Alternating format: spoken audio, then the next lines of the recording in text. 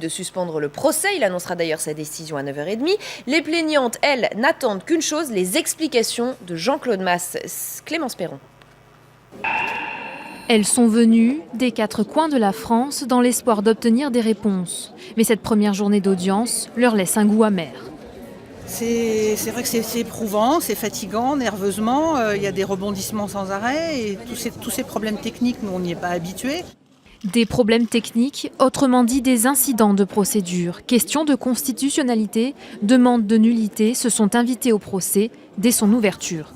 Résultat, l'audience est reportée. Une décision qui suscite anxiété et impatience du côté des victimes qui attendent ce procès depuis longtemps. Moi je ne reste pas le mois, il s'en faut, donc j'aimerais bien que ça avance et que nous ayons quelques réponses.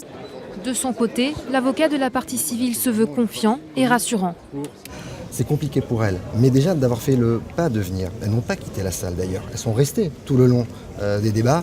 C'est la preuve qu'elles souhaitent que ce procès ait lieu et qu'elles ont confiance, tout comme je l'ai d'ailleurs, en la justice. Selon lui, les questions de procédure ne devraient pas occuper l'audience plus de 2 jours. Dès demain, le procès pourrait commencer pour de bon. Première étape, l'une des plus attendues par les victimes, l'audition de Jean-Claude Masse, l'homme au cœur du scandale. Déclaration.